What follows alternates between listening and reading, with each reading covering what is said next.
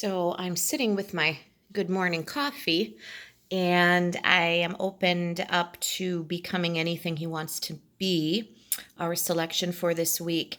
If you have only read it once on Monday, I'm going to ask you to please reread it today. Read it over so that it's fresh in your mind. And I just wanted to spend a few minutes chatting with you about this selection. Now, one of the skills that we're focusing on this week is fact and opinion. This is a review skill. We have learned about facts and opinions before, but quite a few questions on tomorrow's test are going to involve determining which statement is an opinion and which ones are facts. And so as a review, I just wanted to remind you that facts are statements that can be proven. That means you can either prove that they're true or false. They're factual information, right? It's not what we think about something. So a fact, you could possibly Google it and to see if it's true, or you might have a reference book like an encyclopedia or an atlas or some sort of book that would give you the answers as to whether or not something is true or false. So facts can be proven. So basic things like the date, the date when he did make it to the top of Mount Everest, that is a fact. The fact that he made it to the top of Mount Everest is a fact. Now, how he felt when he got there, or maybe calling him the most amazing mountain climber ever, those are opinions because that's what you think about something. Opinions involve feelings.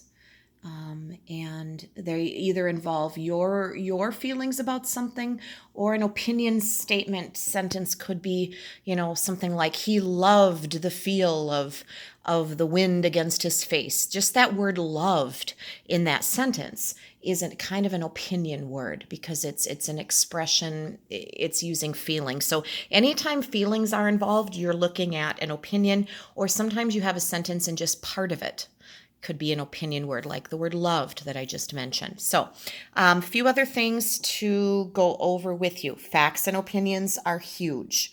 Let's see.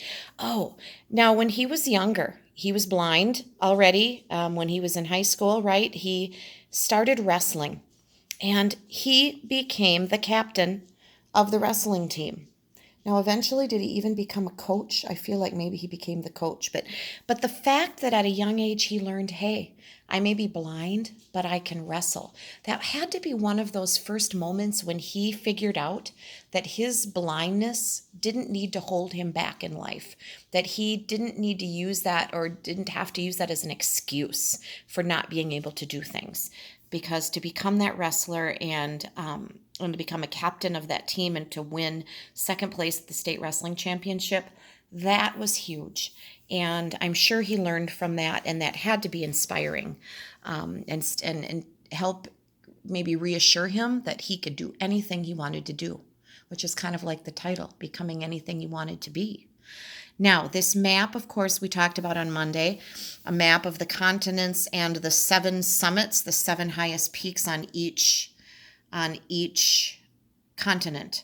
So you might want to review those and look where they are. And that's just another good review of our continents for social studies: North America, South America, Africa, Europe, Asia's peak, and then Australia's peak, and then way down here to Antarctica. So this may be useful to you tomorrow as well. So be able to use that.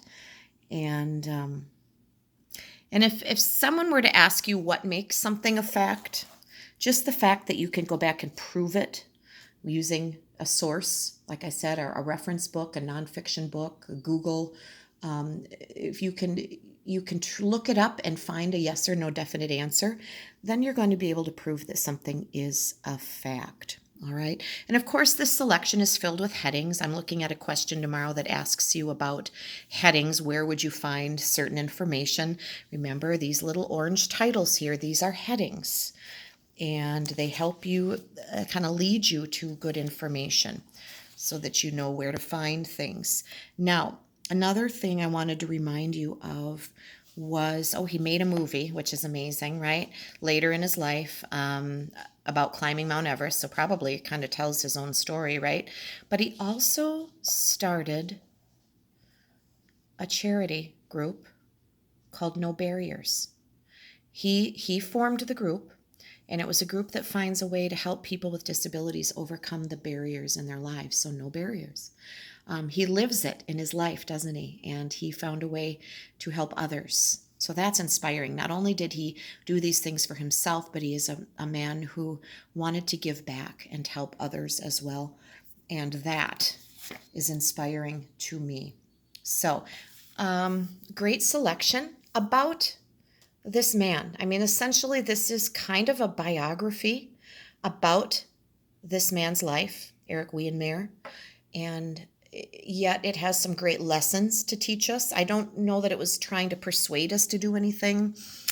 There were a lot of good little tidbits thrown in, but overall, we learned about this man's life, kind of from beginning until adult age and what he's accomplished thus far in his life. So, cool selection. I hope you enjoyed it. I hope it inspired you and reminds you never to give up.